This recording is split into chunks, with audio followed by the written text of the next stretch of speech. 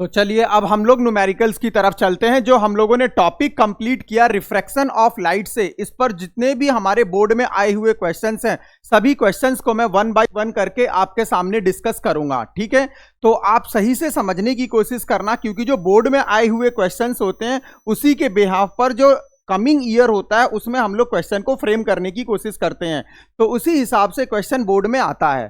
तो देखो बेटा, आप लोग अगर क्वेश्चंस करने की कोशिश कर रहे हो तो उसमें आप सबसे पहले आप अपने फॉर्मूले को अपने पास रखेंगे। जो फॉर्मूला बन सकता है उस फॉर्मूले को आप अपने पास रखेंगे। जैसे फॉर्मूले की अगर मैं बात करूं तो इसमें 1/f equal to 1/v minus 1/u, एक तो ये फॉर्मूला बना लेंस फॉर्मूला। सेकंड जो होता है एक मैग्निफिकेशन का फॉर्मूला होता है m equal to height of image upon height of object equal to v upon u। और आपको पता होना चाहिए कि रियल इमेज के लिए मैग्निफिकेशन नेगेटिव होता है और वर्चुअल के लिए पॉजिटिव होता है। ये आपका रियल के लिए होगा और m जो होगा वो पॉजिटिव होगा, किसके लिए? वर्चुअल के लिए। और एक हमारा फॉर्मूला है पावर का जो कि 1/f होता है अगर आपने f को मीटर में लिया है, और अगर आपने f को सेंटीमीटर में लिया है तो ये फॉर्मूला होगा 100/f। ठीक है, ये सभी फॉर्मूले हैं जिसमें हम लोग इमेज फॉर्मेशन में यूज कर सकते हैं। अब आप एक बात समझो जरा, जब भी आप न्यूमेरिकल्स करेंगे इमेज फॉर्मेशन का कि ऑब्जेक्ट हमारा यहां है तो इमेज हमारी कहां बनेगी, इसमें क्या ध्यान रखना है भाई बच्चों? इसमें आपका रे डायग्राम बहुत क्लियर होना चाहिए। जब आप क्वेश्चन को रीड करें तो आप सबसे पहले आप अपने आप से क्वेश्चन पुटअप करें कि ऑब्जेक्ट कहां रखा हुआ है। कहां रखने का मतलब, यार बियॉन्ड 2f रखा हुआ है या f या 2f के बीच में रखा हुआ है या 2f पर रखा हुआ है। उसके अकॉर्डिंग आप देखिए इमेज कहां बननी चाहिए, रियल बननी चाहिए, वर्चुअल बननी चाहिए, किस तरीके की इमेज बननी चाहिए। ये न्यूमेरिकल करने से पहले आपको अपने आप से क्वेश्चन करना है। ठीक है, तो फिर उसी के हिसाब से आपके आंसर्स आएंगे तो आपका कॉन्फिडेंस लेवल काफी हाई चलेगा। आओ मैं समझाता हूं, इस क्वेश्चन में समझो जरा। इसमें बोला गया है an object of height 4 centimetre, एक ऑब्जेक्ट है जिसकी हाइट है 4 centimetre and placed at a distance of 30 centimetre from optical centre of a convex lens of focal length 20 centimetre. भाई आपके पास क्या है? आपके पास एक कॉन्वेक्स लेंस है जिसकी फोकल लेंथ कितनी है? ये कॉन्वेक्स लेंस है और इसकी फोकल लेंथ कितनी दे रखी है आपको? इसमें 20 सेंटीमीटर, फोकल लेंथ 20 सेंटीमीटर दे रखी है। f इक्वल टू पॉजिटिव 20, क्योंकि कॉन्वेक्स की फोकल लेंथ पॉजिटिव में होती है। अब ये कह रहा है draw a ray diagram to find the position and size of the image form. आपको क्या करना है भाई? एक रे डायग्राम बनाना है जिसमें आप पोजीशन बताएं इमेज की, कि इमेज की पोजीशन कहां बनेगी। चलिए आइए हम लोग पहले कैलकुलेशन को कर लेते हैं बच्चों। देखो यहां पर ऑब्जेक्ट डिस्टेंस कितनी है? 30 सेंटीमीटर। ऑब्जेक्ट डिस्टेंस हमेशा नेगेटिव में होती है, आपको पता होना चाहिए, क्योंकि रे जो होती है वो ऑब्जेक्ट से चलती है। तो हमेशा जब हम रे को मेजर करने की कोशिश करते हैं, रे की डिस्टेंस को, तो हम लोग कहां से चलते हैं? लेंस से। तो लेंस से जब रे की डिस्टेंस को मेजर करेंगे तो हमेशा रे के अपोजिट हो जाएंगे, क्योंकि ऑब्जेक्ट से रे आ रही है तो ऑब्जेक्ट डिस्टेंस हमेशा नेगेटिव होती है, ध्यान रखना। यू जो होता है आपका ये हमेशा नेगेटिव होगा। ठीक है मेरे बच्चों, लेंस फॉर्मूला लगाइए 1/f equal to 1/v minus 1/u। जब आप इसको सॉल्व करेंगे 1/20 equal to 1/v minus minus plus 1/30। जब आप इसको सॉल्व करेंगे तो v की वैल्यू आ जाएगी आपके लिए, कितनी आ जाएगी v की वैल्यू? v की वैल्यू आ जाएगी आपके लिए प्लस 60 सेंटीमीटर। अब आप एक बात समझो जरा, यहां पर एक बात समझने की कोशिश करिए। ऑब्जेक्ट कहां रखा था? 30 पर। फोकल लेंथ कितनी थी? 20। इसका मतलब ऑब्जेक्ट जो है हमारा बियॉन्ड या बिटवीन f एंड 2f आ गया। कहां आ गया? f एंड 2f के बीच में। कैसे? क्योंकि f आपका 20 है और 2f कितना हो जाएगा? 40। तो f और 2f के बीच में आ गया ऑब्जेक्ट। तो जब f और 2f के बीच में आएगा ऑब्जेक्ट तो इमेज कहां बनेगी? बियॉन्ड 2f, मतलब 40 से ज्यादा आना चाहिए था आंसर, और देखो आंसर 40 से ज्यादा आ रहा है। इस तरीके से आप अपने दिमाग में कोरिलेट कर सकते हैं मेरे बच्चों कि किस हिसाब से क्वेश्चन को सॉल्व करना है। अब इसी तरीके से अगर हम देखें यहां पर मैग्निफिकेशन कितना हो जाएगा? m इक्वल टू कितना होता है? Height of image to the height of object equal to v upon u। अच्छा, कौन सी इमेज बन रही है भाई? रियल इमेज बन रही है। तो रियल इमेज के लिए मैग्निफिकेशन क्या आएगा? नेगेटिव में आएगा। अब देखिए जरा, V कितना आया था 60 और U कितना था -30, तो मैग्निफिकेशन आ जाएगा -2। क्लियर है? तो इस हिसाब से आप इसका रे डायग्राम भी बना सकते हैं। अगर आपको रे डायग्राम बनाना है तो रे डायग्राम बनाना बहुत आसान है। आप क्या करिए, ये आपका ऑप्टिकल सेंटर हो गया, ऑप्टिकल सेंटर आपने मार्क किया। अब आपने यहां पर F, ये F हो गया, ये 2F हो गया, ठीक है। इसी तरीके से इधर भी F और ये 2F हो जाएगा, ठीक है मेरे बच्चों। अब ऑब्जेक्ट कहां रखा हुआ है भाई? ऑब्जेक्ट रखा हुआ है 30 सेंटीमीटर पर। इट मींस ऑब्जेक्ट आपका यहां आ गया AB, ये हो गया आपका ऑब्जेक्ट AB, यहां आ गया। अब इमेज जो बनेगी वो कहां बनेगी? बियॉन्ड 2F, मतलब इमेज आपकी कहीं इस तरफ आकर बनेगी। तो आप यहां से रूल्स को फॉलो करके इस तरीके से बना सकते हैं। इधर लेकर आएंगे, यहां पर इंटरसेक्ट करेगा, इधर इमेज बन जाएगी। क्लियर है? बिल्कुल, बहुत सिंपल, समझ में आना चाहिए था, ठीक है। कितना सिंपल है। अगर आपका रे डायग्राम क्लियर है तो कौन सा केस है ये? F और 2F के बीच वाला केस है ये, ठीक है ना। इस तरीके की प्रॉब्लम्स आती हैं बोर्ड में और आप आसानी से कर सकते हैं, बस आपको प्रैक्टिस करने की जरूरत है। इस टाइप के क्वेश्चंस में बहुत प्रैक्टिस कराऊंगा इस सेशन में, तो आप लोग सही से समझने की कोशिश करिए बस। चलिए आगे की तरफ चलते हैं थोड़ा सा। देखो, कुछ क्वेश्चंस हैं जो ट्रिकी होते हैं, वो आपको पता होने चाहिए। जैसे ये क्वेश्चन है, बहुत सिंपल है। इसमें क्या बोला गया? A light ray enter from medium A to medium B. भाई मीडियम ए कौन सा है? ये मीडियम ए है और ये मीडियम बी है। The refractive index of medium B relative to medium A will be. इसका मतलब ये हुआ कि जब लाइट ए से बी में जा रही है तो आपको मीडियम बी का रिफ्रैक्टिव इंडेक्स बताना है मीडियम ए के रेस्पेक्ट में। आप लाइट के नेचर को देखिए जरा, जब मीडियम ए से मीडियम बी में जा रही है तो ये टूवर्ड द नॉर्मल बेंड हुई है। एक्चुअल में इसको ऐसे जाना था, लेकिन ये ऐसे नहीं गई, ये टूवर्ड द नॉर्मल। ये नॉर्मल है ना आपका, तो ये नॉर्मल की तरफ क्या हो गई? बेंड हो गई। इसका मतलब ये हुआ कि लाइट रे कब नॉर्मल की तरफ बेंड होती है? जब वो रेयर से डेंसर में जाती है। इसका मतलब ये वाला मीडियम हमारा डेंसर हो जाएगा और ये वाला मीडियम जो है हमारा रेयर हो जाएगा, ठीक है, क्योंकि लाइट हमारी नॉर्मल की तरफ बेंड हो गई। अब आपको क्या बताना है? Refractive index of medium B relative to medium A. अरे भाई, अगर आपको मीडियम बी का रिफ्रैक्टिव इंडेक्स बताना है और किसके रेस्पेक्ट में? मीडियम ए की। जिसके रेस्पेक्ट में देखते हैं उससे डिवाइड करते हैं ना। अब आप ये बताइए, मीडियम बी क्या है? डेंसर। तो डेंसर का रिफ्रैक्टिव इंडेक्स ज्यादा होता है और रेयर का रिफ्रैक्टिव इंडेक्स क्या होता है? कम होता है। तो ये जो रेशियो आएगा भाई, जैसे मानो कि हमने कोई भी एक एग्जांपल ले लो, हमने ये 1.5 ले लिया, ये 1.2 ले लिया, कोई भी एक मीडियम ले लिया, जस्ट आपको समझाने के लिए बोल रहा हूं मैं। तो जब आप इसे डिवाइड करेंगे तो ये वैल्यू ग्रेटर देन 1 आएगी। तो हमेशा डेंसर का जो रिफ्रैक्टिव इंडेक्स होता है विद रिस्पेक्ट टू रेयर, ये ग्रेटर देन 1 होता है, ध्यान रखना। तो इसका आंसर क्या चला जाएगा? Greater than unity. बहुत सिंपल था। चलिए आगे की तरफ चलते हैं। इसी तरीके से ये वाला जो क्वेश्चन है, इसमें क्या बोला गया है कि देखो, एक एक्सपेरिमेंट परफॉर्म किया गया और एक्सपेरिमेंट परफॉर्म करने के बाद ये ऑब्जर्वेशंस हैं ABCD। आपको बताना है कौन सा सही है और कौन सा गलत है। तो फाइनली आप जो है इस पर करेक्ट पर चलेंगे हम लोग। तो देखिए जरा, एक रे है जो किसमें एंटर कर रही है? ये ग्लास स्लैब में। तो आप मुझे एक बात बताइए, जब ये रे यहां से एंटर करेगी मेरे बच्चों, तो ये एंगल क्या हो गया आपका? ये एंगल I हो गया। अब ये रेयर से देखो, ये हो जाएगा आपका एयर, ये आपका ग्लास है और ये फिर से एयर। जब मैं आपको डिटेल में पढ़ा रहा था रिफ्रैक्शन, तो वहां पर मैंने ये करके दिखाया था। तो आप देखिए, जैसे अगर यहां अगर हम देखें, ये एंगल I है, ये एंगल R है और ये एंगल R है और फिर से ये इमर्जेंस एंगल है। और आपको पता होना चाहिए इसमें एंगल ऑफ इंसिडेंस जो होता है वो एंगल ऑफ इमर्जेंस के इक्वल होता है, ठीक है ना। रेक्टेंगुलर ग्लास स्लैब से हम लोग रिफ्रैक्शन करा रहे हैं, तो एंगल ऑफ इंसिडेंस और एंगल ऑफ इमर्जेंस आपका इक्वल होता है, समझो भाई। अब देखो, फर्स्ट ऑप्शन क्या कह रहा है? वो angle R equal to angle E। भाई एक बात बताओ यार, एंगल R और एंगल E कैसे इक्वल हो जाएंगे? कभी नहीं हो सकते, क्योंकि रे कहां से कहां जा रही है? डेंसर से रेयर में जा रही है। तो जब वो डेंसर से रेयर में जाएगी यहां पर, तो अवे फ्रॉम द नॉर्मल जाएगी, तो E आपका ज्यादा होगा, R आपका कम होगा। तो ये तो बिल्कुल गलत है, ठीक है। नेक्स्ट की तरफ चलते हैं। Angle I equal to angle R। भाई ये वाला एंगल I हो गया और ये वाला एंगल R, ये कभी इक्वल हो सकता है क्या? कभी नहीं हो सकता यार। कहां से रे आ रही है? एयर से ग्लास में जा रही है, मतलब रेयर टू डेंसर जा रही है। तो ये टूवर्ड द नॉर्मल बेंड हो गई होगी, तो R तो कम होगा, I ज्यादा होगा। इसका मतलब ये वाला भी गलत है।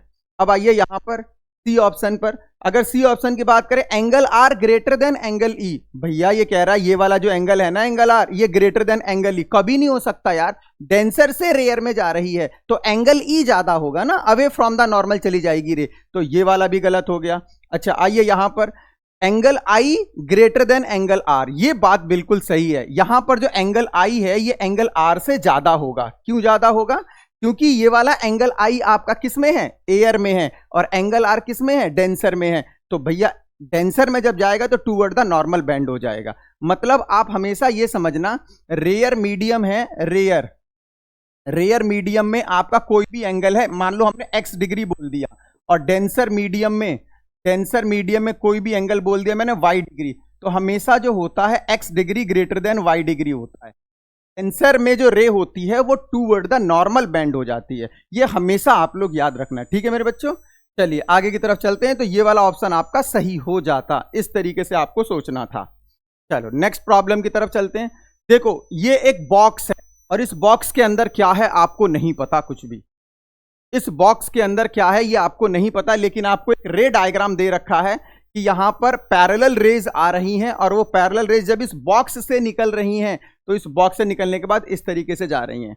आप इनकी मार्किंग को समझो जरा, 1 2 3 4 5 6 7 8 9 10 इस तरीके से है, और जब ये यहां से निकल रहा है तो ये वाला जो 10 है ना, ये यहां पर ए ऐसे आ रहा है, ये वाला 10 ये ऐसे, ये जो 10 है ये ऐसे आया, 10 नंबर का मार्क हो गया यहां पर, और ये जो 1 वाला है ये कहां गया? ये ऐसे गया।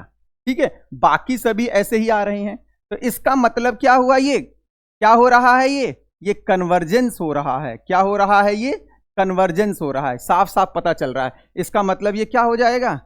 कॉन्वेक्स लेंस हो जाएगा। कॉन्वेक्स ही तो कन्वर्जेंस होता है ना, तो बहुत सिंपल रहा, ये भी आपको समझ में आना चाहिए था। चलिए आगे चलते हैं। देखो ये जो क्वेश्चन है ये काफी सही प्रॉब्लम है, थोड़ा सा इसमें आपको स्नेल्स लॉ लगाना पड़ेगा। आपको इसमें एक डायग्राम दिया हुआ है, और इस डायग्राम में जो लाइट रे है वो ट्रेवल कर रही है from medium A to medium B. Light ray travel कर रही है मीडियम ए से मीडियम बी में, मतलब मीडियम ए आपका ये है, मीडियम बी आपका ये है, और लाइट रे मीडियम ए से मीडियम बी में जा रही है। तो देखिए जरा, यहां पर एंगल ऑफ इंसिडेंस कितना है? 60 डिग्री। ठीक है, और जब लाइट रे मीडियम बी में चली गई तो एंगल ऑफ रिफ्रैक्शन कितना है? 45 डिग्री है। ठीक है, इसका मतलब ये समझ में आ रहा होगा थोड़ा सा आपको कि मीडियम ए जो है वो रेयर है और मीडियम बी जो है वो डेंसर है, क्योंकि 45 हो गया, एंगल कम हो गया। अभी थोड़ी देर पहले बताया था ना, एंगल डेंसर मीडियम में कम हो जाता है नॉर्मल से, मतलब वो नॉर्मल की तरफ बेंड हो जाती है रे मेरे बच्चों। अब देखिए जरा, आपको क्या बताना है? Refractive index of medium B with respect to medium A. अगर मैं यहां पर स्नेल्स लॉ लगाता हूं, स्नेल्स लॉ लगाऊंगा तो साइन, देखो इधर, साइन आई अपॉन साइन आर, रे कहां से कहां जा रही है? ए टू बी जा रही है। तो आई कहां पर देखेंगे हम लोग? आई देखेंगे मीडियम नंबर ए में, और आर कहां देखेंगे? मीडियम नंबर बी में। तो देखिए sine I upon sine R क्या हो जाएगा? म्यू, जहां हम जाते हैं म्यू से लिख सकते हैं, एन से भी लिख सकते हैं, मैंने आपको एन से पढ़ाया तो मैं एन से ही बता देता हूं। इसमें हम लोग क्या कर सकते हैं? एन बी का refractive index with respect to A. भाई मैंने आपको स्नेल्स लॉ बताया था ना, साइन आई अपॉन साइन आर, जहां रे जा रही होती है उसका रिफ्रैक्टिव इंडेक्स देखते हैं। तो रे कहां से कहां जा रही है? मीडियम ए से मीडियम बी में, तो रिफ्रैक्टिव इंडेक्स किसका देखा जाएगा? मीडियम बी का with respect to medium A. जहां लाइट जा रही होती है उसका रिफ्रैक्टिव इंडेक्स देखते हैं। तो ये साइन आई कितना है भाई यहां पर? ये साइन आई साइन 60, और साइन आर कितना है? साइन 45, इक्वल टू कितना हो गया? Refractive index of B with respect to A. इसकी वैल्यू को सॉल्व करो, साइन 60 कितना होता है? √3/2, साइन 45 1/√2, इक्वल टू बी का refractive index with respect to A. Solve करो, ये आ जाएगा आपका कितना? √3/√2। तो इसमें √3/√2 ऑप्शन नंबर सी बिल्कुल सही जाएगा आपका। ऑप्शन नंबर जो सी है ये बिल्कुल सही जाएगा, √3/√2 हो जाएगा। तो इस हिसाब से आपको स्नेल्स लॉ की प्रॉब्लम को सॉल्व करना है। ये सभी क्वेश्चंस बोर्ड में आए हुए हैं, इसी वजह से आपको कराया जा रहा है कि आपका कॉन्फिडेंस लेवल जो है बोर्ड एग्जाम से पहले थोड़ा सा हाई रहे, कि अगर आप क्वेश्चंस देखते हैं तो आसानी से कर सकते हैं, और इसी हिसाब के क्वेश्चंस फ्रेम होंगे। ठीक है, चलिए जरा आगे की तरफ चलते हैं। अब हम लोग देखिए, ये फिर से हम लोगों ने एक लेंस की प्रॉब्लम, लेंस फॉर्मूले पर हम लोगों ने देखने की कोशिश की है। इसमें क्या बोला गया है? अ convex lens form a real and inverted image of a needle at a distance 50 centimetre from it. मतलब क्या, एक बार और देखिए, convex lens form a real and inverted image. ये इमेज की डिस्टेंस दे रखी है, of a needle at a distance of 50 centimetre from it. मतलब कोई भी कॉन्वेक्स लेंस होगा और ये जो कॉन्वेक्स लेंस होगा ये 50 सेंटीमीटर पर इमेज बना रहा है और रियल बना रहा है। ये जैसे ऑप्टिकल सेंटर है तो यहां से 50 सेंटीमीटर पर जैसे ये है तो यहां इसकी इमेज बन रही होगी निडल की, यहां इमेज इन्वर्टेड, क्योंकि रियल है तो इन्वर्टेड बनेगी। अब क्या कह रहा है, where is the needle placed in front of a convex lens if the image is equal to the size of object. भाई यहां से क्वेश्चन क्लियर हो गया। वो ये कह रहा है कि मैं निडल को कहां प्लेस करूं, मतलब ऑब्जेक्ट की डिस्टेंस क्या हो कि मेरी इमेज की हाइट और ऑब्जेक्ट की हाइट सेम हो। जब हम लोग इमेज डायग्राम ड्रॉ कर रहे थे तो मैंने वहां पर कब बताया था कि इमेज और ऑब्जेक्ट दोनों इक्वल साइज के होते हैं, जब ऑब्जेक्ट हमारा 2f पर होता है तो इमेज भी हमारी 2f पर बनती है। इसका मतलब ये हुआ कि ये जो 50 सेंटीमीटर है, ये 50 सेंटीमीटर कौन सी डिस्टेंस है, ये इमेज की डिस्टेंस 2f है। ये क्या हो जाएगा, ये आपका हो जाएगा 2f। कैसे पता चला ये 2f, क्योंकि अगर ये 2f नहीं होगा तो इमेज और ऑब्जेक्ट का दोनों का साइज इक्वल नहीं हो सकता। इट मींस ये हुआ कि जो ऑब्जेक्ट है हमारा वो ऑब्जेक्ट भी कहां होगा, ऑब्जेक्ट भी हमारा 50 पर होगा। तो इसका मतलब ये हुआ कि ये डिस्टेंस 2f है और ये डिस्टेंस भी 2f है। तो आपका फोकल लेंथ कितना हो गया भाई, फोकल लेंथ कितना हो जाएगा 50/2 दैट इज 25। टोटली आपको इसमें थोड़ा सा दिमाग लगाना था और उससे आसानी से हो जाता। अब क्या कह रहा है ये, also find the power of the lens. अरे भाई पावर और बताना है तो पावर तो आसान हो जाएगा। पावर कितना हो जाएगा, सेंटीमीटर में तो 100/f, 100 अपॉन f कितना है 25, तो ये आ जाएगा +4 डायोप्टर, +4 डायोप्टर आ जाएगा इसका पावर। आसान रहा बहुत, कोई कंफ्यूजन है तो बोलो। चीजें बहुत आसान चल रही है, कॉन्सेप्ट अगर क्लियर है तो ठीक है ना, आराम से समझते रहो। और देखो ज्यादा टाइम तो लगेगा नहीं, 1 से 1.5 घंटा लग रहा है हमें एक चैप्टर को कंप्लीट करने में, और वो चैप्टर हमेशा के लिए हो जा रहा है, सही है ना। तो इस तरीके से अगर आप करेंगे तो आपको एक्स्ट्रा न्यूमेरिकल्स करने की जरूरत नहीं है, आप इन्हीं को कर लीजिए, सही से कर लीजिए, समझकर कर लीजिए। इसी पर क्वेश्चंस फ्रेम होंगे और जब क्वेश्चंस फ्रेम होंगे तो आप आसानी से कर सकते हैं। चलिए आगे की तरफ चलते हैं थोड़ा सा। देखो इस वाले क्वेश्चन में क्या बोला गया है, आपको एक डायग्राम दे रखा है। इस डायग्राम में क्या है, ये कॉन्वेक्स लेंस है और कॉन्वेक्स लेंस है, ये इसका फोकस है f1। इसका मतलब जो ऑब्जेक्ट है वो फोकस और ऑप्टिकल सेंटर के बीच में है भाई, जो ऑब्जेक्ट है वो फोकस और ऑप्टिकल सेंटर के बीच में है। तो आपको क्या बताना है इसमें, आपको ये बताना है कि इसका रे डायग्राम किस हिसाब से कंप्लीट होगा। Draw 2 rays to locate the position of image. तो भैया इसमें कौन सा केस है यार, वर्चुअल बनेगा ना, इरेक्ट बनेगा, बिहाइंड द ऑब्जेक्ट बनेगा, किया हुआ केस है हमारा ये। देखिए जरा, हमने यहां से निकाला, कहां से चला जाएगा ये कहां चला जाएगा, फोकस से चला जाएगा। तो बैक साइड में अगर आप इधर लेकर आएंगे तो यहां पर एक आप कहां से निकालिए, एक आप ऑप्टिकल सेंटर से निकाल दीजिए। यहां पर इसकी इमेज बन जाएगी मेरे बच्चों, ये इसकी इमेज बन गई, A डैश B डैश, ये इसकी इमेज बन जाएगी। तो 3 कैरेक्टरिस्टिक्स क्या बनेंगी इसकी, एक तो ये इमेज वर्चुअल होगी, इरेक्ट होगी, बिहाइंड द ऑब्जेक्ट होगी, मैग्निफाइड होगी। ये सारी की सारी बातें आपको समझ में आनी चाहिए, ठीक है ना। चलिए नेक्स्ट प्रॉब्लम की तरफ चलते हैं। फिर से लेंस से एक प्रॉब्लम। देखो लेंस से प्रॉब्लम मैं बहुत सारी कराऊंगा, इसीलिए मैं बार बार बोल रहा हूं कि आप बस इस लेक्चर को कंप्लीट कर लीजिए, बोर्ड के लिए सफिशियंट है ये, ठीक है ना। देखिए, an object 3 centimetre high is placed 20 centimetre from convex lens of focal length 12 centimetre. देखिए भाई ऑब्जेक्ट की जो हाइट है HO कितनी है, वो 3 सेंटीमीटर है। Is place 20 centimetre from convex lens of focal length 12 centimetre. Convex lens की फोकल लेंथ +12 सेंटीमीटर हो जाएगा। कहां रखा हुआ है ये, 20 सेंटीमीटर पर, माइनस में रखेंगे हम लोग। अब क्या करना, find the nature, position and height of the image. भैया देखो जरा, इसका फोकल लेंथ कितना है 12। अगर इसका फोकल लेंथ 12 है तो इसका 2f कितना हो जाएगा 24। ऑब्जेक्ट कहां रखा हुआ है 20 पर, इसका मतलब ऑब्जेक्ट रखा हुआ है f और 2f के बीच में, ठीक है, f और 2f के बीच में आ गया भाई।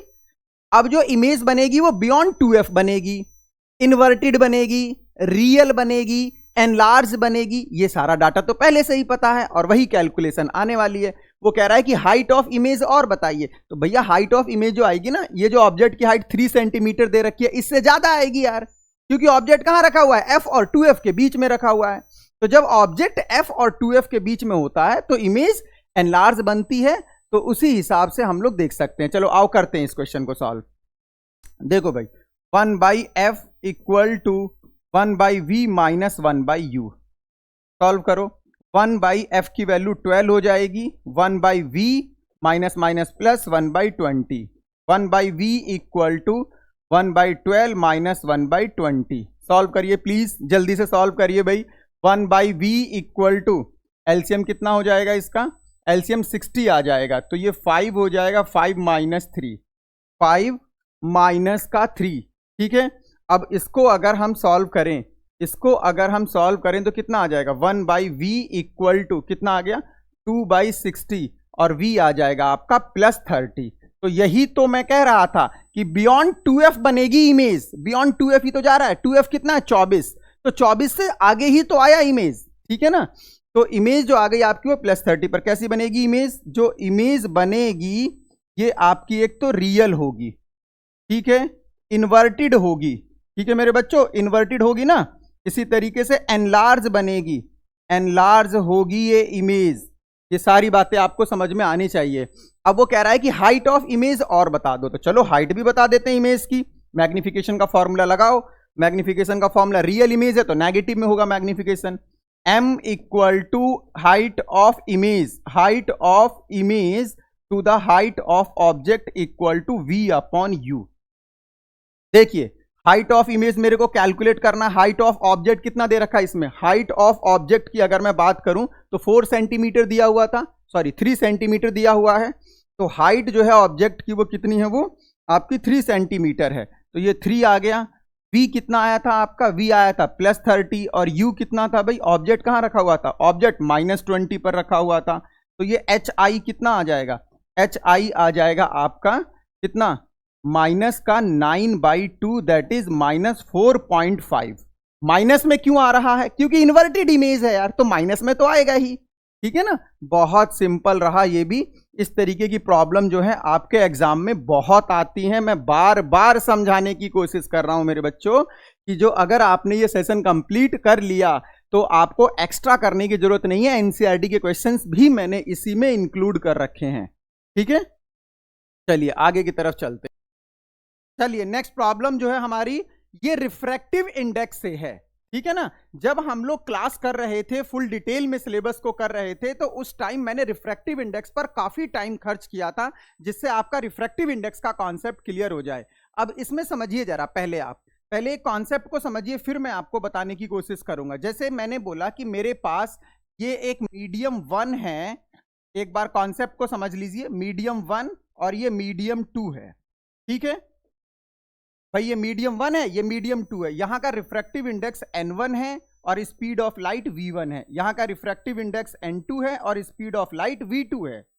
जब भी कोई लाइट रे एक मीडियम से दूसरे मीडियम में जाएगी, चाहे वो रेयर से डेंसर में जा रही है, चाहे वो डेंसर से रेयर में जा रही है, कोई सा भी मीडियम क्यों ना हो, बस एक मीडियम से दूसरे मीडियम में जा रही है, तो इस केस में क्या होगा, रिफ्रैक्टिव इंडेक्स और स्पीड ऑफ लाइट का जो प्रोडक्ट होता है वो कांस्टेंट होता है।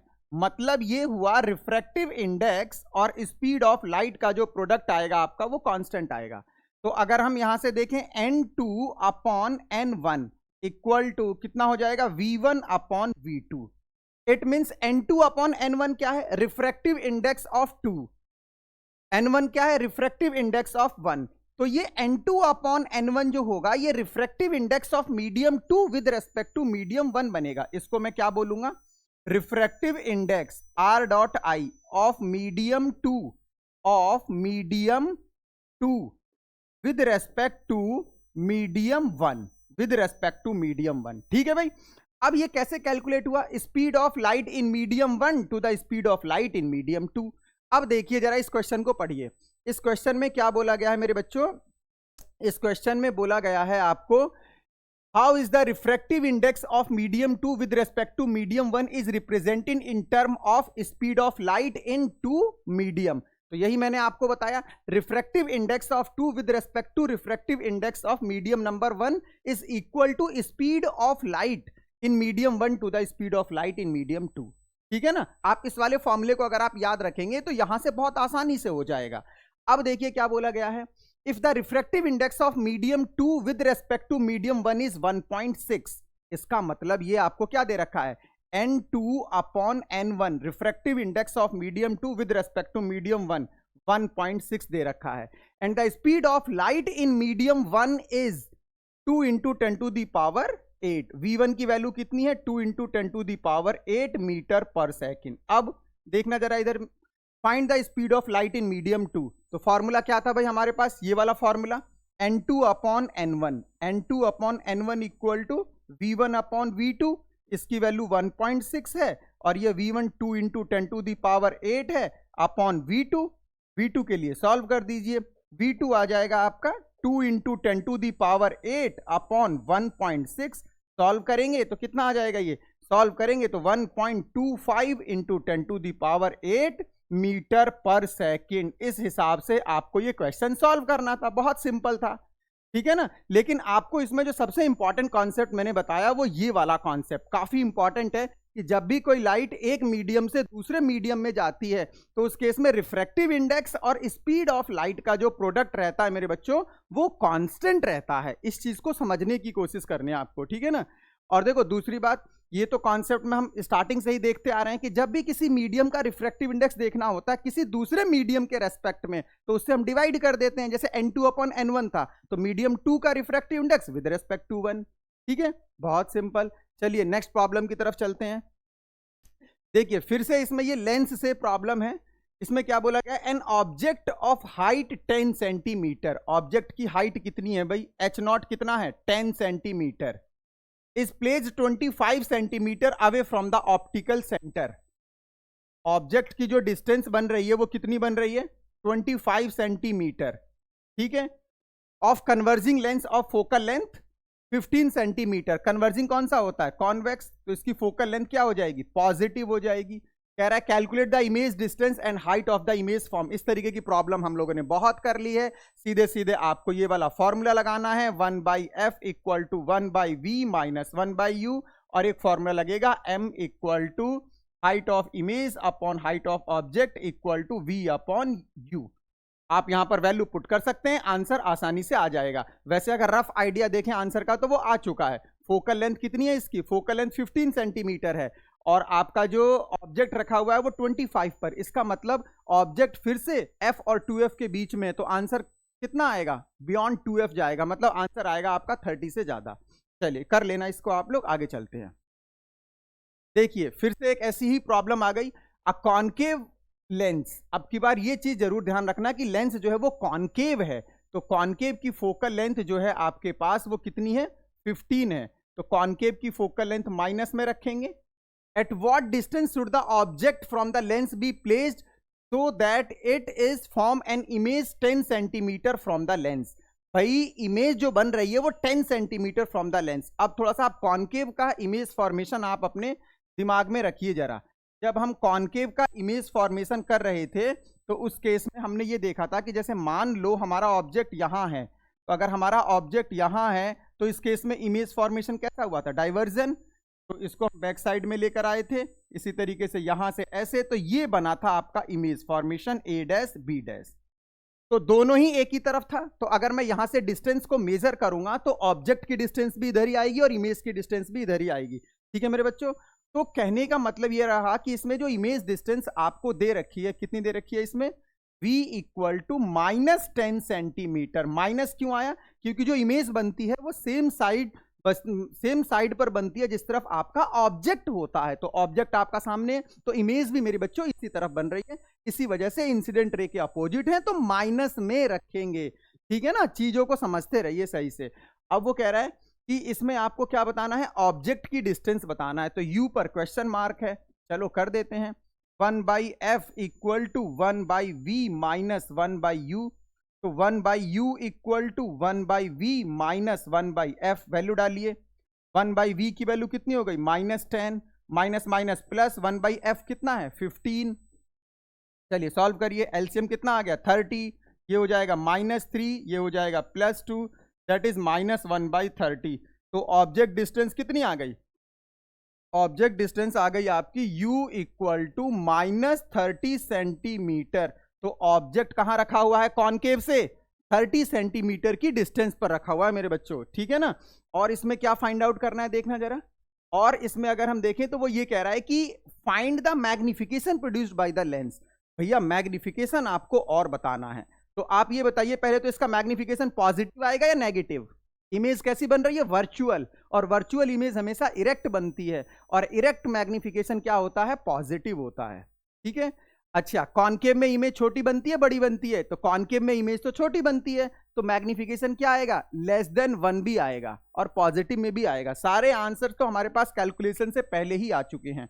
तो देखिए m = क्या होता है v/u, तो v कितना था 10 माइनस में, और u कितना था माइनस में 30, तो ये कितना आ गया 1/3 आ गया। तो मैग्निफिकेशन एक तो पॉजिटिव आया, और <1 आ रहा है नहीं आ रहा है, देखो आ रहा है ना <1। तो इस हिसाब से अगर आपका रे डायग्राम का कॉन्सेप्ट क्लियर है तो आप चीजों को बहुत आसानी से कर सकते हैं, ठीक है मेरे बच्चों। कोई कंफ्यूजन है तो बोलो, क्लियर है बिल्कुल। चलें आगे की तरफ, क्वेश्चंस आ रहे होंगे समझ में, बिल्कुल बोर्ड के लिए कॉन्सेप्ट को क्लियर कर लेना है, ठीक है ना। चलिए थोड़ा सा आगे चलते हैं फिर से। देखिए फिर से एक रिफ्रैक्टिव इंडेक्स से है problem. A water has refractive index 1.33, water का रिफ्रैक्टिव इंडेक्स कितना है 1.33, and alcohol has a refractive index 1.66। मतलब आपको क्या दे रखा है, वाटर दे रखा है, वाटर का रिफ्रैक्टिव इंडेक्स दे रखा है 1.33, और एल्कोहल का रिफ्रैक्टिव इंडेक्स दे रखा है कितना, एल्कोहल का रिफ्रैक्टिव इंडेक्स दे रखा है भाई आपको 1.36। Which of the two medium is optically denser. कितना सिंपल प्रॉब्लम है भाई, आपको बताना है कौन सा मीडियम ऑप्टिकली डेंसर है। यार जिसका रिफ्रैक्टिव इंडेक्स ज्यादा होगा, तो रिफ्रैक्टिव इंडेक्स किसका ज्यादा है, एल्कोहल का ज्यादा है। तो अगर एल्कोहल का रिफ्रैक्टिव इंडेक्स ज्यादा है तो एल्कोहल क्या हो जाएगा, ये आपका ऑप्टिकली डेंसर बनेगा। ये क्या बनेगा, ऑप्टिकली डेंसर, क्योंकि इसका रिफ्रैक्टिव इंडेक्स ज्यादा है। अब देखिए क्या कह रहा है नेक्स्ट में, draw a ray diagram to show the path of ray of light passing from water to alcohol. अरे भाई वाटर से एल्कोहल में, तो वाटर तो रेयर है आपका, ये जो मीडियम है ये आपका रेयर है, वाटर आपका रेयर हो जाएगा। तो इसका मतलब इनडायरेक्टली आपसे वो ये बोल रहा है कि रेयर से डेंसर में जा रहा है। चलो कर देते हैं यार, बहुत जल्दी से कर देते हैं। देखो ये आपका वाटर है, ठीक है, और ये आपका एल्कोहल है, ये आपका एल्कोहल है। तो अगर हम किसी भी रे को कहां से पास कराते हैं, वाटर से, तो वाटर आपका क्या है, फिलहाल रेयर है, क्योंकि वाटर का रिफ्रैक्टिव इंडेक्स क्या है, एल्कोहल से कम है, और इस तरीके से चला गया ये। तो ये एंगल आई, ये एंगल आर। आपको समझ में आ रहा होगा कि ये जो रे है टूवर्ड द नॉर्मल बैंड हो गई है, ठीक है, क्योंकि जब भी कोई रे वाटर से एल्कोहल में जाएगी मतलब रेयर से डेंसर में जा रही है। ये मीडियम आपका रेयर है और ये मीडियम डेंसर है, तो इस हिसाब से ये टूवर्ड द नॉर्मल बैंड होगी मेरे बच्चों, ठीक है ना। चलिए थोड़ा सा आगे चलते हैं अब हम लोग। और क्या कह रहा है, state the relationship between angle of incidence and angle of refraction in the above case. अरे भाई सीधे स्नेल्स लॉ लिखना है यार, स्नेल्स लॉ लिखना है।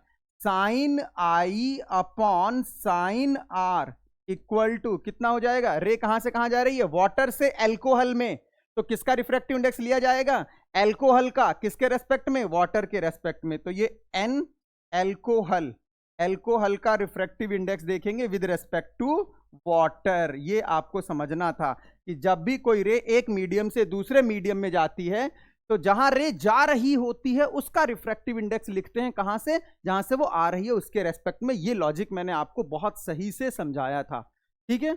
चलिए आगे की तरफ चलते हैं थोड़ा सा। अब ये देखिए पावर से है क्वेश्चन, ये जो हमारा न्यूमेरिकल है ये पावर से है, समझे जा रहा है यहां पर। अगर मैं इसमें बात करूं तो देखो बच्चों, the power of lens is +4 dioptre. इसका मतलब लेंस कैसा है, कन्वर्जिंग है, कॉन्वेक्स है। तो पावर कितनी दे रखी है इसकी, पावर दे रखी है +4 डायोप्टर, +4 डायोप्टर। वो कह रहा है find the focal length of the lens. यार कितनी सिंपल प्रॉब्लम है, फोकल लेंथ कह रहा है वो, तो 100 अपॉन पावर कितना हो जाएगा, 100 अपॉन 4 दैट इज +25 सेंटीमीटर। ये मैंने सेंटीमीटर में कैलकुलेट कर दिया, ठीक है ना, क्योंकि 100/p लगाया था। इसी के बाद क्या कह रहा है, an object is placed at a distance of 50 centimetre from the optical centre of this lens. भाई आपके पास एक ऑब्जेक्ट है और वो ऑब्जेक्ट कितने की डिस्टेंस पर है, 50 सेंटीमीटर पर है, तो ऑब्जेक्ट डिस्टेंस माइनस में 50 हो गया, ठीक है।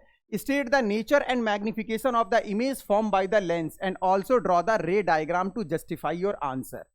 बहुत सिंपल यार, दिमाग लगाओ ना हल्का सा। फोकल लेंथ कितनी थी, 25। ऑब्जेक्ट कहां रखा हुआ है, 50 पर, मतलब ऑब्जेक्ट 2f पर रखा हुआ है। ऑब्जेक्ट जो है वो 2f पर रखा हुआ है, तो इमेज कहां बनेगी, 2f पर ही बनेगी। सेम साइज की बनेगी, इन्वर्टेड बनेगी, रियल बनेगी।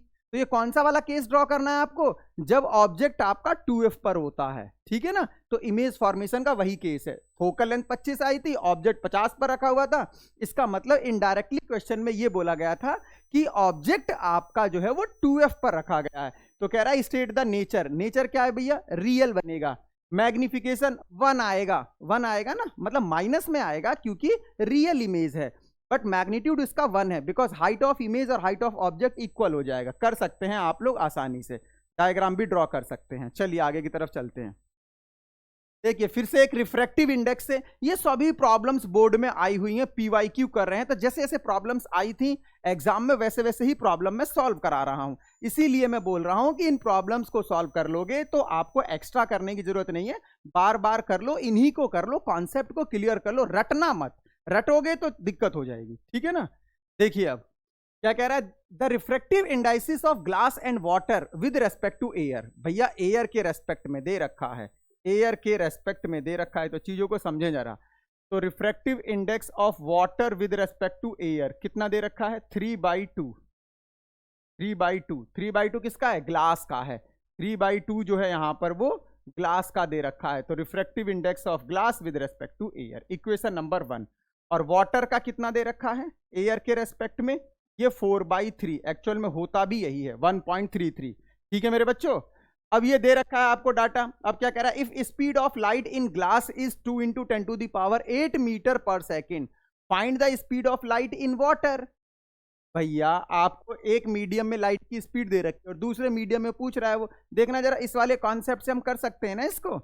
जैसे अगर हम बात करें, ये हमारा क्या है, वाटर है, ये वाटर, और ये हमारा ग्लास है।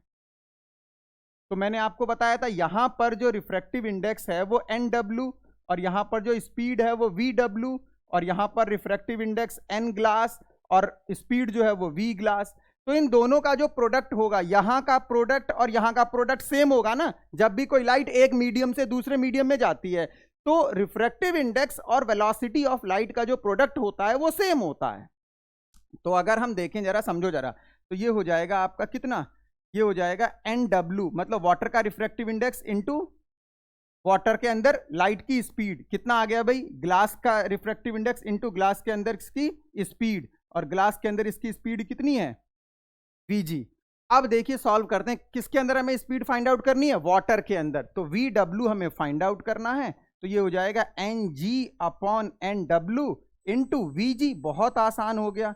NG कितना दे रखा है भाई, ग्लास का रिफ्रैक्टिव इंडेक्स दे रखा है कितना, 3/2, वाटर का कितना दे रखा है 4/3, और VG कितना दे रखा है 2 × 10⁸, 2 × 10⁸ दे रखा है। सॉल्व करो, ये कितना हो गया, जब आप इसको सॉल्व करेंगे तो ये आ जाएगा आपका 9/8 इंटू 2 × 10⁸। देखिए 2 4 जा 8, और ये कितना हो जाएगा 4 2 जा 8, डिवाइड करेंगे तो 4 2 जा 8.25 × 10⁸ मीटर पर सेकेंड, इतना कर सकते हैं ना। तो वाटर के अंदर स्पीड कितनी आ गई, वाटर के अंदर स्पीड आ गई 2.25 × 10⁸। मतलब ये कैलकुलेशन का पार्ट है। मेन जो कॉन्सेप्ट मैंने लगाया मेरे बच्चों, इस कॉन्सेप्ट को समझो। कॉन्सेप्ट क्या था, जब भी कोई लाइट एक मीडियम से दूसरे मीडियम में जाती है तो रिफ्रैक्टिव इंडेक्स और स्पीड का जो प्रोडक्ट होता है मेरे बच्चों वो कांस्टेंट होता है। चीजों को समझने की कोशिश करिए, बहुत आसान है, चीजें बहुत आसानी से समझ में आ सकती हैं, ठीक है ना। चलिए नेक्स्ट प्रॉब्लम की तरफ चलते हैं अब हम लोग। देखिए इसमें क्या बोला गया है, समझें। An object is kept at a distance of 1 meter from a lens of power +2 diopter. भैया identify the type of lens, तो +2 डायोप्टर है तो यार कन्वर्जिंग हो गया, इसकी फोकल लेंथ पॉजिटिव में आएगी। लेकिन क्या कह रहा है, calculate its focal length and distance of the image form. बहुत सिंपल हो गया, पहले का तो कन्वर्जिंग आ गया, फोकल लेंथ आपको दे ही रखी है। देखो फोकल लेंथ कितना हो जाएगा, F इक्वल टू हो जाएगा आपका 1/P, और 1/P कितना है इसका 2, ये कितना हो जाएगा 0.5 मीटर में। ऑब्जेक्ट डिस्टेंस क्या है भाई, ऑब्जेक्ट डिस्टेंस 1 मीटर है, तो U कितना हो गया -1। आप फॉर्मूला लगाइए, सॉल्व कर लीजिए भाई, 1/F equal to 1/V minus 1/U, आसानी से सॉल्व किया जा सकता है, कोई प्रॉब्लम नहीं है। नेक्स्ट में चलते हैं हम लोग। आइए से देखिए जरा, इस प्रॉब्लम में क्या है, ये एक रे डायग्राम आपके सामने रखी गई है और ये किसी बच्चे ने ड्रॉ किया और बेचारे ने जल्दीबाजी में गलत कर दिया। आपको ये बताना है कि इस डायग्राम में क्या गलती है, देखकर बताना जरा। उसने सभी रूल्स को फॉलो किया लेकिन फिर भी गलत हो गया। देखो यार समझो जरा, इस डायग्राम में क्या गलती हुई है, इस चीज को समझो। देखो ऑब्जेक्ट कहां रखा हुआ है, ऑब्जेक्ट रखा हुआ है आपका F और 2F के बीच में, ये F1 और ये 2F1। इमेज कहां बना दी इन्होंने, इमेज बना दी इन्होंने F और 2F के बीच में। क्या यहां बनती इमेज, यही तो गलत हो गया। इमेज बनती बियॉन्ड 2F, इमेज कहीं यहां बनती यार, A', B' कहीं यहां आता, बियॉन्ड 2F बनती ना इसमें इमेज। लेकिन इन्होंने इमेज कहां बना दी, F और 2F के बीच में बना दी, जबकि ऑब्जेक्ट भी यहीं पर था, तो ये तो कभी पॉसिबल ही नहीं है। तो यही इसमें गलती हो गई थी। तो क्या कह रहा है, देखो स्टडी द फॉलोइंग रे diagram and list 2 mistake committed by the student. तो एक तो आपका ये वाली मिस्टेक हो गई, और सेकंड क्या है, व्हाइल ट्रेसिंग इट। इसके आगे जो आपको बताना है उसमें क्या करना है, आपको इस मिस्टेक को रेक्टिफाई करके आपको सही से डायग्राम बनाना है, सही से आपको डायग्राम बनाना है। जब आप इसके मिस्टेक को फाइंड आउट कर लेंगे, तो मिस्टेक मैंने आपको बताया कि इसमें क्या हो गया, इमेज फॉर्मेशन। इमेज फॉर्मेशन जो पूरी तरीके से गलत है। किस तरीके से गलत है, क्योंकि जब ऑब्जेक्ट आपका F और 2F के बीच में आएगा तो जो इमेज आएगी आपकी वो F और 2F से आगे आएगी। अब इसका सही डायग्राम आप लोग आसानी से बना सकते हैं। चलिए आगे की तरफ, ये देखिए जरा, अब इसमें क्या बोला गया है, what should be the position of object with respect to the focus of convex lens of focal length 20 centimetre. Focal length कितनी है 20 centimetre, so that it's real magnified image is form. भाई फोकल लेंथ कितनी दे रखी है यार, focal length दे रखी है इसकी 20 सेंटीमीटर। अब वो कह रहा है कि ऑब्जेक्ट की मैं क्या डिस्टेंस रखूं कि मेरे को इमेज एक तो रियल बने और मैग्निफाइड भी बने, मैग्निफाइड मतलब बड़ी बने। तो यार एक बात बताओ, इमेज बड़ी कब बनती है, जब वो बियॉन्ड 2F रहती है। इमेज जब बियॉन्ड 2F, बड़ा कौन होता है, जो 2F से आगे है, तो इमेज हमारा 2F से आगे होना चाहिए। अगर हम बात करें, हमें मैग्निफाइड बनाना है भाई, मैग्निफाइड बनाना है, तो ये F और ये 2F, समझो जरा सही से, इधर F और इधर 2F। तो अगर इमेज हमारी इधर बनेगी तभी तो बड़ी बनेगी ना, तभी तो बड़ी बनेगी। तो ऑब्जेक्ट कहाँ होना चाहिए, F और 2F के बीच में होना चाहिए। तो ऑब्जेक्ट डिस्टेंस की रेंज क्या हो जाएगी, एक तो 20 से ज़्यादा होना चाहिए और 40 से कम होना चाहिए। तो जो ऑब्जेक्ट की डिस्टेंस होगी इसमें, अगर फोकल लेंथ आपका ये, तो 20 से ज़्यादा होना चाहिए ऑब्जेक्ट की डिस्टेंस और 40 से कम होना चाहिए। ठीक है, इसमें कोई कंफ्यूजन है ही नहीं, बिल्कुल सिंपल प्रॉब्लम है मेरे बच्चों। आगे चलते हैं, ये देखिए, ये एक एनसीईआरटी की भी प्रॉब्लम है, बहुत बेहतरीन प्रॉब्लम है, इसको समझिए जरा। ये कह रहा है 1/2 of a convex lens is covered with a black pepper, will this lens produce a complete image of the object, verify your answer experimentally, explain your observation. मतलब आपके पास एक कॉन्वेक्स लेंस है, समझो ये एक कॉन्वेक्स लेंस है भाई। अब इस कॉन्वेक्स लेंस का आपने क्या किया, हाफ पोर्शन, इस कॉन्वेक्स लेंस का आपने जो है हाफ पोर्शन क्या कर दिया, ये पॉलिश्ड कर दिया, इसको पॉलिश्ड कर दिया। तो आपको बताना है ऐसा करने के बाद क्या अभी भी इमेज कंप्लीट बनेगी, 100% कंप्लीट बनेगी, 100%। आंसर है यस। तो डिफरेंस क्या आएगा, डिफरेंस ये आएगा कि अब जो रिफ्रैक्शन होगा वो ओनली अपर पोर्शन से होगा, इस वाले पोर्शन से रिफ्रैक्शन होगा। तो इमेज की जो इंटेंसिटी है वो इंटेंसिटी कम हो जाएगी, मतलब इमेज थोड़ी धुंधली दिखाई देगी, प्रॉपर क्लियर नहीं दिखाई देगी, क्योंकि रिफ्रैक्शन का ये वाला ही पार्ट है, ये वाला पार्ट अब नहीं है।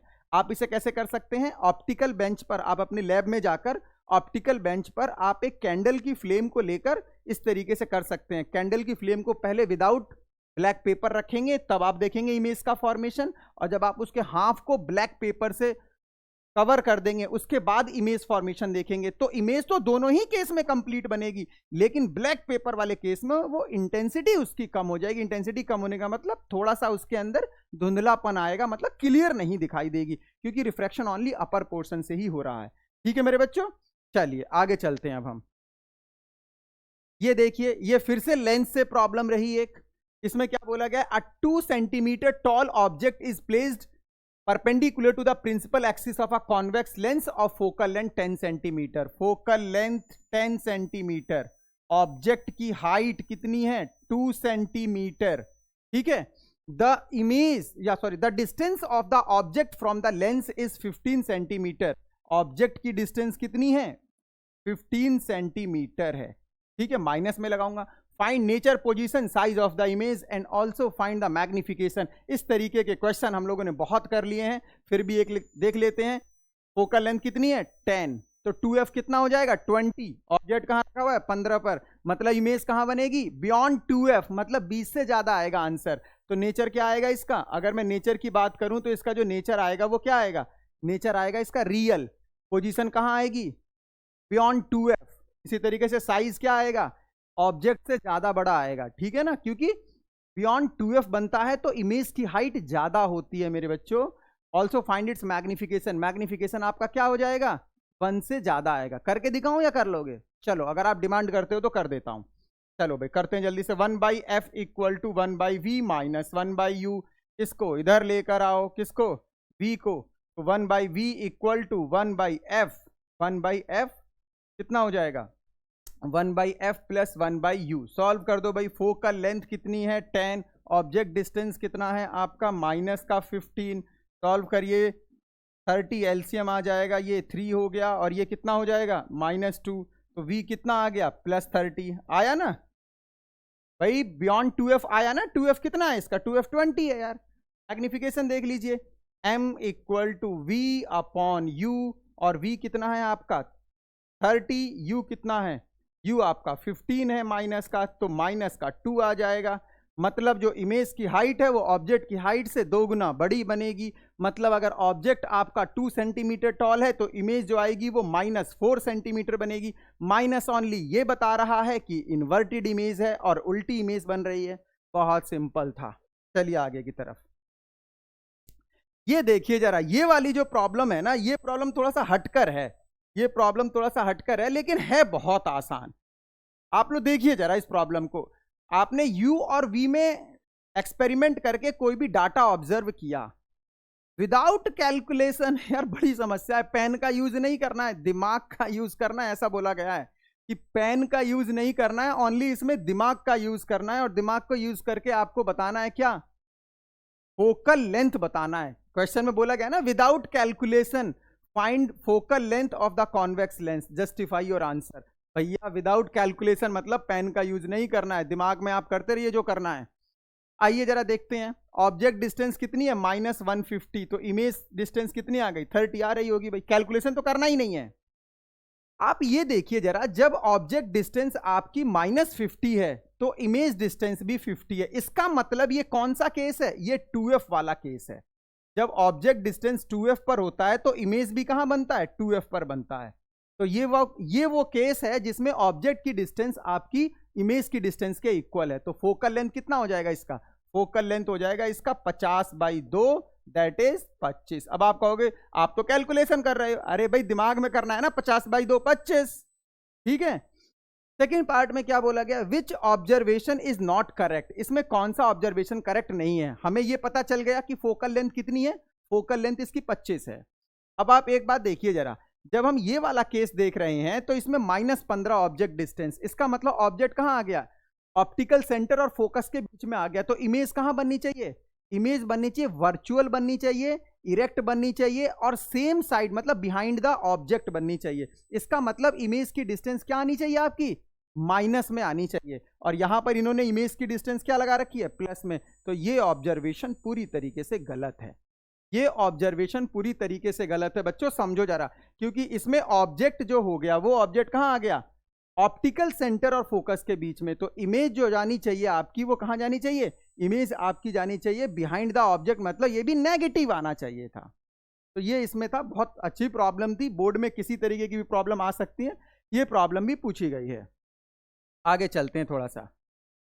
देखिए ये जो क्वेश्चन है ये कॉनकेव से है। देखो क्या बोला गया है, a concave lens of focal length 60 centimetre. Concave lens है भाई, तो कॉनकेव लेंस है तो इसकी फोकल लेंथ माइनस में हो गई 60 centimetre. Is use to form an image of object of length 9 centimetre. भाई ऑब्जेक्ट की जो लेंथ है ना, वो ऑब्जेक्ट की लेंथ कितनी दे रखी है, 9 सेंटीमीटर। 9 सेंटीमीटर। अब क्या बोल रहा है, kept at a distance of 30 centimetre from it. भाई कहां रख दिया ऑब्जेक्ट को हमने, 30 सेंटीमीटर रख दिया। ऑब्जेक्ट डिस्टेंस हमेशा नेगेटिव होता है। अब वो क्या कह रहा है, use lens formula determine the nature position length of the image. सारी वही कहानी है जो कभी से चलती आ रही है, बस डिफरेंस ये है कि अब की बार कॉनकेव के लिए करना है। तो कर दो जल्दी से। 1/f equal to 1/v minus 1/u। कितना हो जाएगा, 1/v equal to 1/f plus 1/u। हमें v कैलकुलेट करना है ना, f रखो चलो। 1/f कितना है, -60, माइनस 1/u कितना है, 30। सॉल्व करिए प्लीज। 60 एलसीएम आ गया, -1 -2 1/v, तो v कितना आ गया, -20। आता ही क्योंकि जो इमेज बनती है वो ऑब्जेक्ट के आगे बनती है और सेम साइड में होती है, इसी वजह से ये ऑब्जेक्ट के कंपैरिजन में कम आ रहा है, -20 आ गया। ठीक है मेरे बच्चों। अब क्या कह रहा है ये, आपको एक तो पोजीशन बताना था, तो पोजीशन तो आपने बता दिया इसमें, और क्या कैलकुलेट करना है, लेंथ कैलकुलेट करना है। तो लेंथ भी कैलकुलेट कर लेंगे। देखो जरा इधर ऑब्जेक्ट की लेंथ दे रखी थी, देखो मैग्निफिकेशन कितना आएगा, h0 upon sorry hi upon h0 equal to कितना है मेरे बच्चों, ये हो जाएगा v अपॉन u। तो हमें hi कैलकुलेट करना है और ये कितना दे रखा है आपको, 9। तो v कितना आया अभी आपका, v कितना आया था, -20, और u कितना आया था, u आपको दे रखा था इसमें -30। तो ये जब आप इसको सॉल्व करेंगे तो hi जो आएगा वो हो जाएगा 9 इंटू 2/3, दैट इज 6 मीटर, और सेंटीमीटर जो भी यूनिट दे रखी है उसके अकॉर्डिंग हम लोग कर लेंगे। अब आप एक बात और देखिए, यहां पर हाइट पॉजिटिव में आ रही है, आती ही पॉजिटिव में, क्योंकि ऑब्जेक्ट और इमेज दोनों क्या होगा, वर्चुअल बनेगा और इरेक्ट बनेगा। चलिए अब आगे की तरफ चलते हैं। देखिए ये एक केस स्टडी है जो सबसे लास्ट प्रॉब्लम है। इस केस स्टडी को आप पढ़ सकते हैं, ये एक सिनेरियो क्रिएट कर रखा है आपके सामने, मतलब इस लॉ के बारे में बता रखा है, लॉ ऑफ रिफ्रैक्शन से रिलेटेड है। ये जो है आपके पास लॉ ऑफ रिफ्रैक्शन से रिलेटेड है, आप इसको पढ़ सकते हैं और पढ़ने के बाद इस केस को सॉल्व कर सकते हैं। देखो क्वेश्चन क्या पूछे गए, ये देखिए आप इस केस स्टडी को पढ़ लेना और उसके बाद जो क्वेश्चंस पूछे गए हम सीधे क्वेश्चंस पर आते हैं। देखो क्वेश्चन में क्या बोला गया, when light travel from air to glass which is greater the angle of incidence और एंगल ऑफ रिफ्रैक्शन। जब भी कोई लाइट एयर से ग्लास में जाएगी तो इंसिडेंस ज्यादा होगा या रिफ्रैक्शन, एंगल कौन सा ज्यादा होगा, अरे भाई एयर से ग्लास में जा रही है तो ग्लास तो डेंसर है ना, तो इसका मतलब एयर वाला एंगल ज्यादा होगा, मतलब इंसिडेंस एंगल ज्यादा होगा और रिफ्रैक्टिंग एंगल कम होगा। बहुत simple problem. Second, what is the refractive index of the second medium with respect to the first medium when the angle of incidence is 45 and the angle of refraction is 30? बहुत simple है यार, sin i upon sin r लगाइए, sin i upon sin r, तो कितना हो जाएगा, refractive index of medium 2 with respect to 1, और ये कितना है sin i, एंगल i कितना दे रखा है 45, तो sin 45 मेरे बच्चों अपॉन sin 30, sin 45 होता है 1/√2, sin 31/2, फाइनली आ जाएगा ये √2। ठीक है, सिंपल रहा। लास्ट में देखिए, if the refractive index of the glass is 1.5, speed of light in air is 3 × 10⁸, what is the speed of light in glass. Glass के अंदर स्पीड ऑफ लाइट बताना है, तो v कितना हो जाएगा, c अपॉन n।